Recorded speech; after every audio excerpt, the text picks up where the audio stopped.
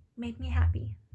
So that's what I did. And that's pretty much all I've done. That's not true. I watched a couple of episodes of my favorite thing. My favorite thing right now, if we don't count Sailor Moon, is The Untamed. I love it. I've loved it for a whole entire year, and apparently it's not stopping anytime soon. So I watched a couple episodes of The Untamed. I'm rewatching The Untamed with my grandmother, who upon first watch didn't get a whole bunch of things, which is completely understandable. But like,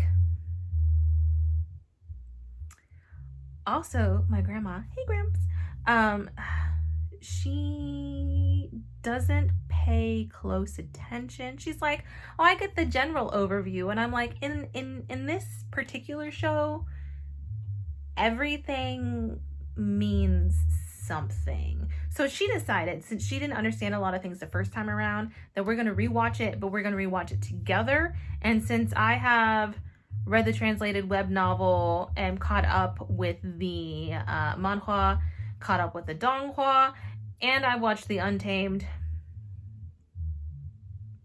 several times. Same with reading the web novel. I've read that several times. And I've watched this.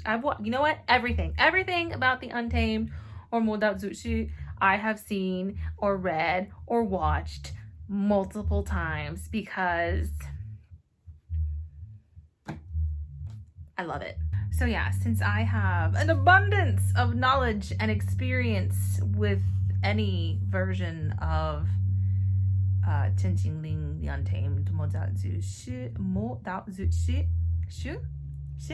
I don't claim to speak Chinese or Mandarin. She wants me to watch it with her so that I can explain the things that she's missing. So that's what we're doing there. It makes me so happy, but it makes me cry every single time I watch it. I don't cry when I read it for some reason, but I cry when I watch it. Oh, Xiao is so good at emotions. It's just so good. But anyway, so that's my favorite thing. So I tend to read a bunch of fan fiction about Lanchan and Wei Ying because, like, I love them. I love them, and fan fictions tend to make me happy because some of them are like fix it fan fiction, and bad things, they don't happen, and I'm like, oh yay, my little bunny is good, he's safe, he's fine and happy. But of course I understand, like, without all the bad stuff that happens to Wei Wuxian, the story wouldn't be that good. I get it. But sometimes I need for it to end differently. I need for it to not have as much sadness. But anyway, so besides reading a whole bunch of fan fiction about The Untamed, or Modatsushi, I don't care which version, novel version, manhwa version, donghua version, The Untamed, Chenjingling, I don't care. I don't care which version of it, as long as it's Wei Wuxian and Lao Wenji, I'm gonna read it. But anyway, so that's all I've really been doing this week. I've been having a great time, and I've steadily gotten like happier as the week went on because of it. So that's why we're here now on Friday. You know, you better late than never, right? They weren't selling the Jackson when they built their home, when they were buying their home. They only put it in the other faces. So we're short-staffed at work, and I am on my second person I'm training within a month. So like, I just finished a week of training this girl, and last week I was training a different girl for the last two. So like within 4 weeks I'm on my second person that I'm training. So I'm worn out, because when you have a trainee but you're still expected to do all of your work, and they're slow and they're having to do your job and you can do your job a lot faster, it's just like I'm a little bit stressed out because I'm like, my work isn't getting done. Because it's not getting done because she's slower. What am I saying? It is done. I I don't take breaks anymore, and I do all of my work. I catch myself up in breaks, and I just leave like little examples of things that I want her to do that I know that she can do. I leave a little bit of those for her to do, so it's good training material, but I can't not, because if I were to not do a lot of my stuff, I would be like, I'd be hundreds of emails behind, and I'd be so behind. It would be such a headache, and I would not be able to catch up. It would be crazy. It would be crazy. I mean, I like her, and she's catching on super fast, but I mean, considering she's not my first girl to have trained this month, I would be so behind if yeah, it's fine. So I'm a little bit stressed out about that, and I just am not in the right mindset to read a book that I actually want to like one that I'm actually genuinely excited about. I tend to not to like to hype things up, because if I hype things up, I have expectations, and my expectations, they tend to be unrealistic. At least I know this about myself, right? So they tend to be unrealistic, and then I end up not liking it as much. This is one of the reasons why I don't like to know anything about a story when I go in to watch or read it, because having knowledge of what's going on, unfortunately, I have certain expectations for that type of story. But if I go in completely blind, then I have a higher chance of truly enjoying myself. Because if I go in blind with absolutely no expectations, then there's no way this thing could fail unless I actively disliked things. So that's why I don't have a lot of 2-star reviews, because like I know nothing. So my expectations are like, this book is probably just gonna be mediocre. So when it turns out to be like not mediocre, I'm like, yeah, that was such a good book, I'm so surprised. But if it's not, then I'm just like, oh, no hard feelings, because I didn't expect much from this book anyway. Or movie or show. But then like if I actively dislike stuff, then I'm like, oh, I actively disliked things. But yeah, so that's another reason why I don't like to know. Like, even when I went into watching The Untamed, I like had no idea. I'd never heard of it before. It was on Netflix. I needed something to watch while I was eating lunch. This was the weekend before I was asked to go back to work after being furloughed whenever COVID hit, for all of a month and a week. So long, but I enjoyed that month and a week. But anyway, so I was like, I need something that I won't really care about, that just looks cute and is pleasing to my eyes, just for when I'm eating. So just one episode, and I was in the mood for something ancient Asia. Didn't care which Asia, Japanese, Chinese, Koreans, just something ancient and Asian, because the flowy clothes is I love it. Whether it be like hanboks or hanfus, traditional Chinese garb. Is that a hanfu? HANFU? I don't know. And I also like kimonos, or I don't want to like say that it's something, and I don't know what the Japanese clothing is called. I don't know what the Chinese clothing is called either, but I do think it's called a hanfu, simply because I'm crazy and I own Han Guanjun's costume.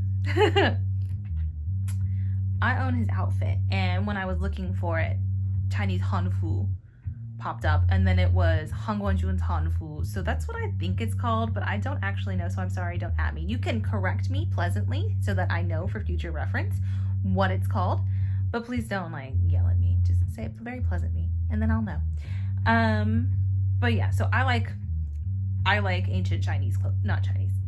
I like ancient Asian clothing. It's beautiful, and I love it.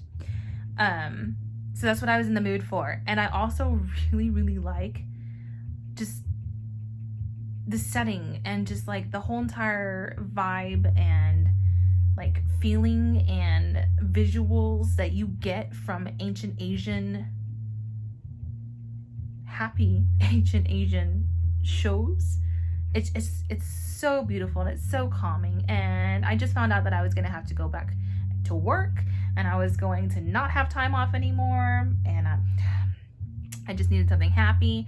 So I was just flipping through Netflix and I was like, what is the Untamed about? And I didn't know, but then it was like a tiny clip of Wu Shen, and like the wind was blowing and he was leading Little Apple somewhere, and he was talking about something. It's the scene when he's like, it's like an episode, it's in episode 2 where he's at the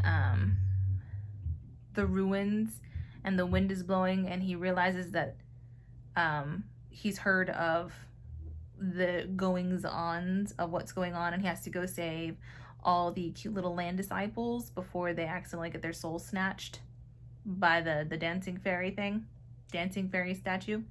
Anyway, so it was that scene, and it's like, he was kind of cute, and I really liked what he was wearing, and the wind was pretty. And then like, I didn't read what it said, but I like glanced over and it said something about soulmates, and I was like, I love the soulmate trope as long as it's done right. And he looks adorable, and soulmates could be happy. So let's just watch the first episode. If it's a happy, fun, yet like not super silly ancient Chinese, because I heard Wei Wuxian speaking, so I knew it was Chinese drama, then I'm there. I watched one episode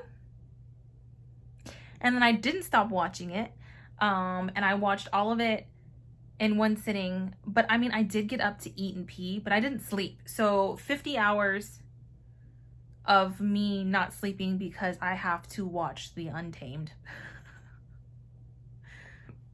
I cried, I laughed, and then I cried at the end again. And then I was like, I need more, but I can't because I need sleep. And then I slept for like a long time because I needed to catch up on sleep to actually go to work the next day. So it was great. I enjoyed it. But I went in knowing nothing and just being like, this looks okay. It's got something about a soulmate and he's kind of cute. So maybe I'll like it. Lo and behold, a year later, and I can't stop. Anyway, that's my spiel about me going back to work.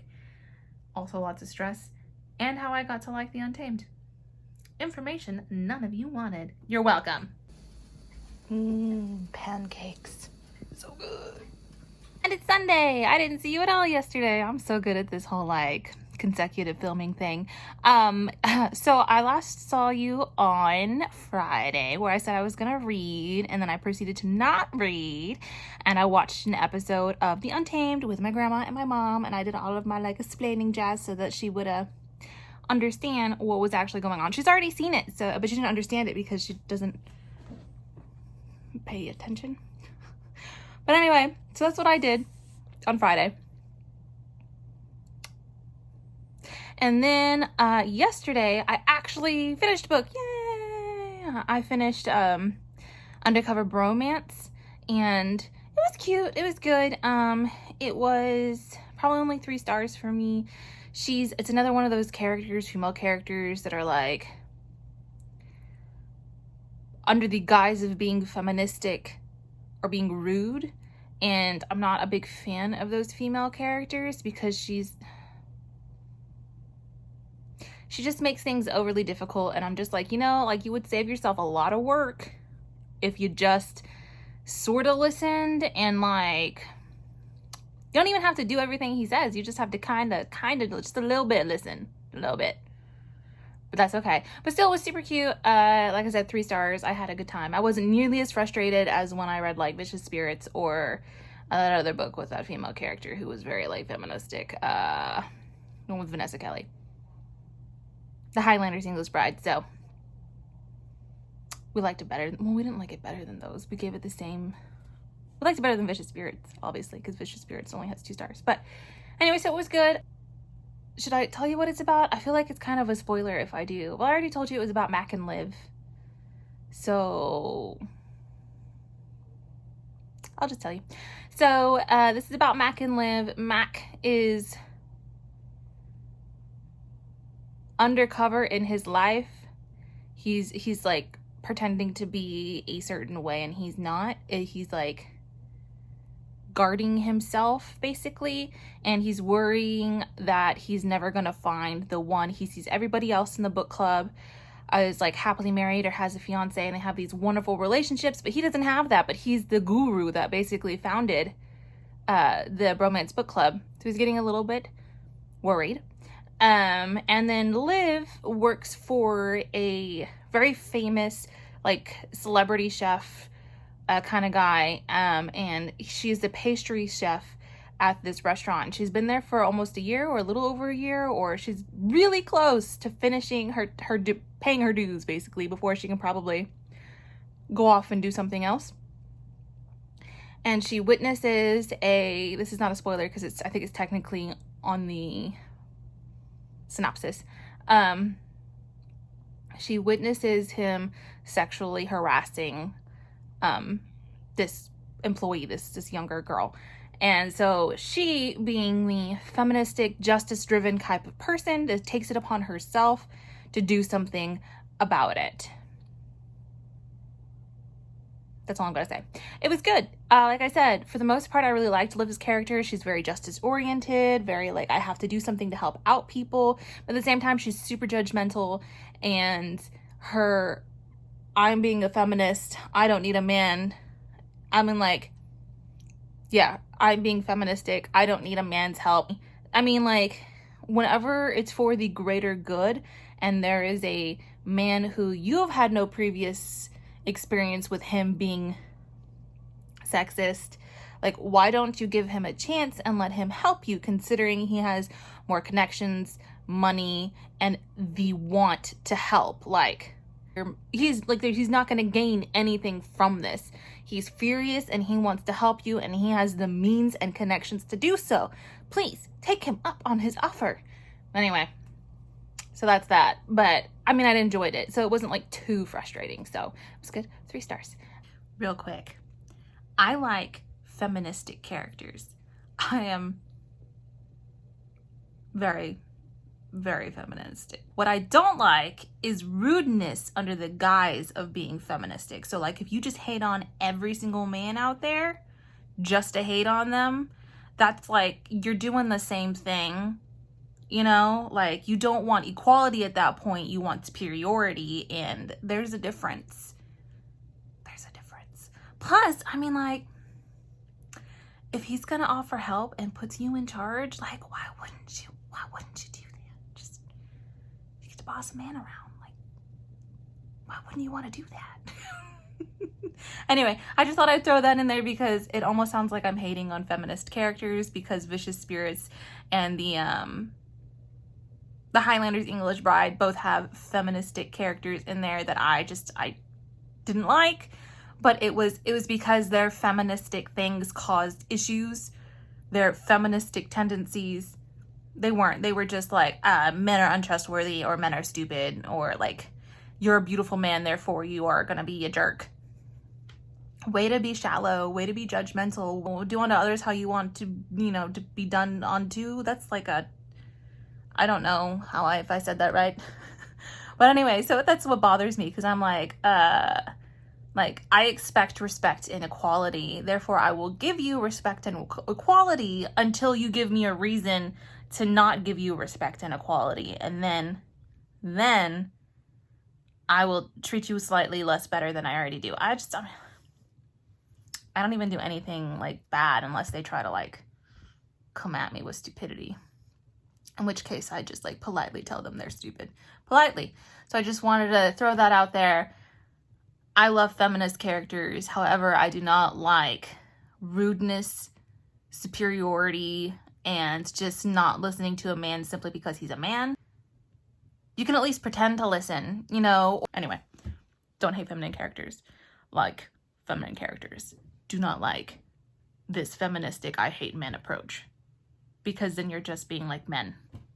And then where is that going to get us? But anyway, so that's what we're doing. We may pick up another audiobook while I am cleaning / making pudding.